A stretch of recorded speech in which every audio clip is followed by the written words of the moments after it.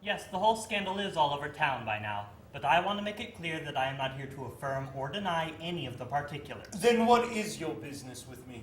For the sake of argument, let's assume that Davis did falsely accuse you of making salacious advances on Elmira. As a man of the world, I can tell you that everyone, regardless of social standing, will at one time or another be the subject of a scandal. It is the way of gossip.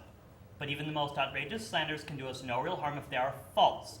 And so I think it'd be proper Christian charity for you to forgive Davis his youthful outburst rather than to see a son estranged from home and father. And I've already told you that I have forgiven him and hold no grudges.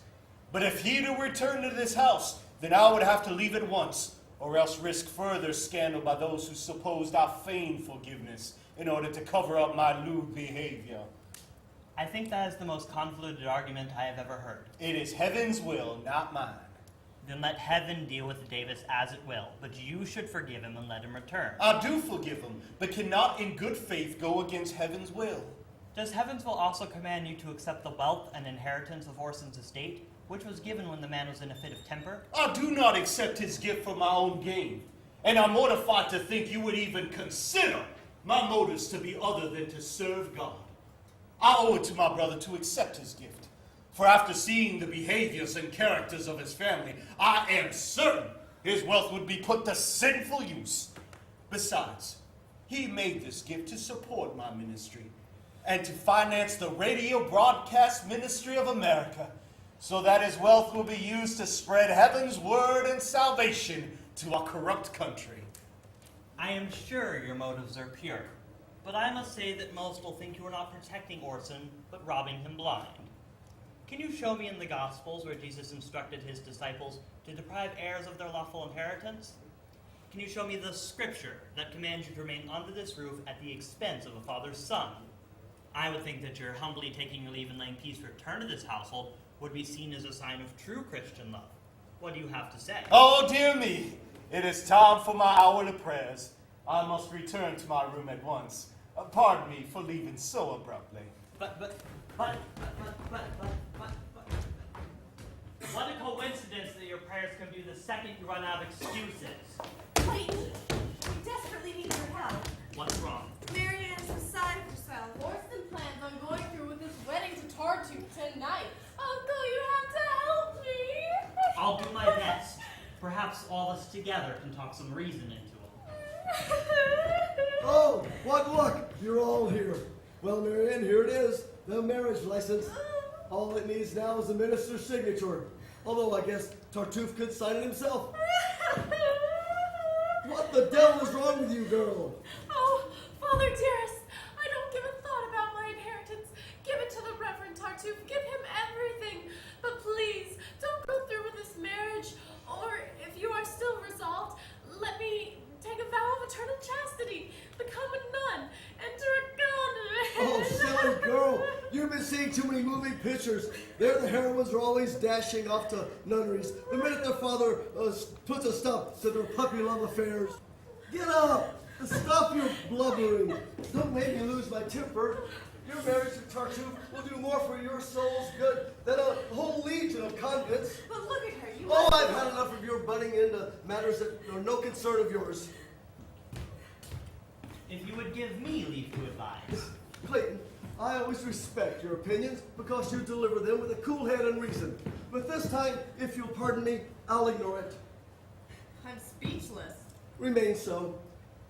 Can you tell me that you value the word of this preacher over your own wife? I happen to know that you have a soft spot for my son, and I'm afraid, Elmira, that you coddle him too much. And that's why he's such a spoiled brat and has fallen in with bad company.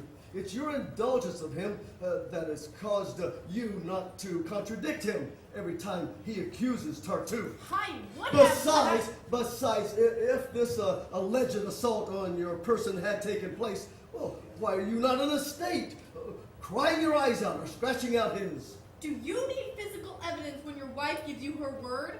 Can't a master's advances be pushed aside just as easily with harsh word and a stern resolve? Not every woman casts a kitten when her honor is assaulted, or has to attack the creep with teeth and claws just to give him the brush off. I know what I know. What would it take to get through that thick skull of yours then? Nothing will make me believe Davis's wretched lies. What if you saw it yourself? Oh, poppycock. You mean to tell me, if you saw with your own two peepers Tartuffe manhandling me, you still wouldn't believe it? I mean to tell you I shall never see such a thing because Tartuffe is incapable of it. I won't stand for my husband calling me a liar. So I propose to set it up so you can catch the ledger in the very act. Oh, you make me laugh. You make me laugh. But just to show you, I'll call your bluff. You're on. Go ahead, do whatever little scheme your little mind has come up with. I'll let you go through with it, but only if you'll promise that once it fails, you'll stop your slanders of Tartuffe and end your objections to the marriage. Done. Doreen, go tell the Reverend that I wish to see him. He's a pretty slick customer, and you guys are playing for pretty high stakes.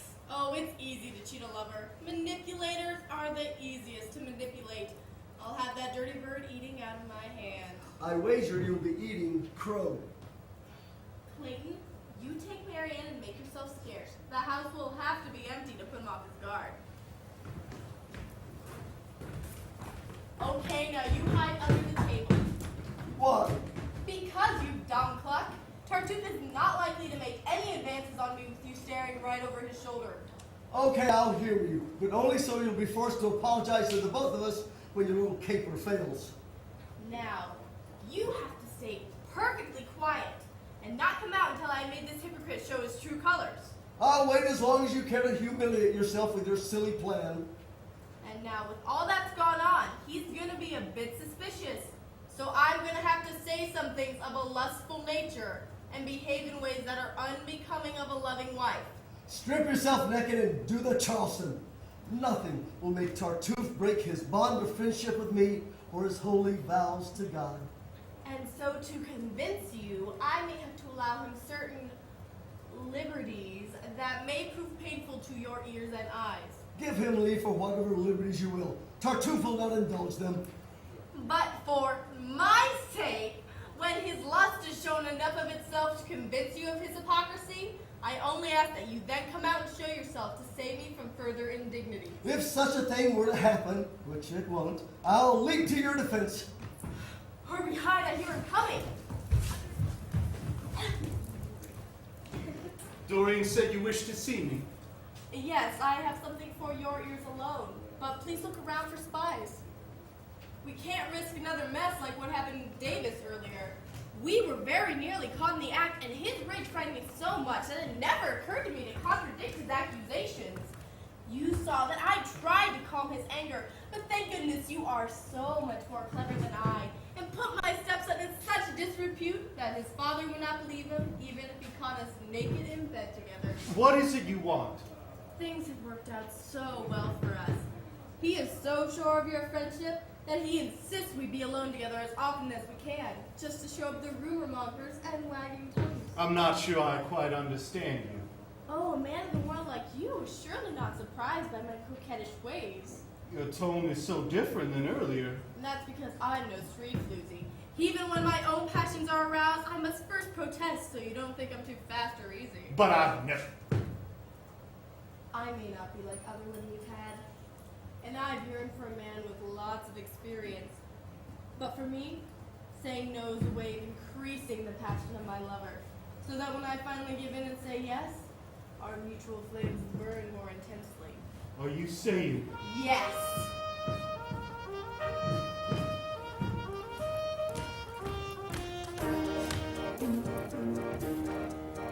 When Elmira says no, she means yes. Disobey me and fulfill my request. When Elmira says go, she means stay. It's the flush to tame and lusty game I play. And you can bet you'll have me yet and not regret this coy coquette. So when I shriek, you dare not jump, then you should come. My language of love is a mystery of winks and sighs and slinks and lies by light. My language of love is a bliss to see of groans and nods and moans from God at night.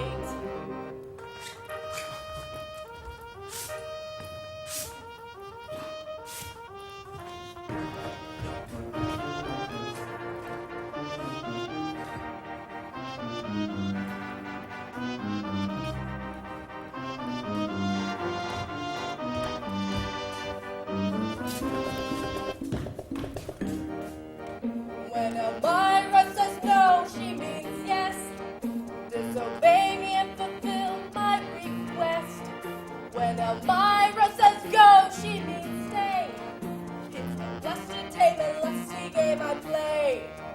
It's the blush to tame and lusty game I play. Olay!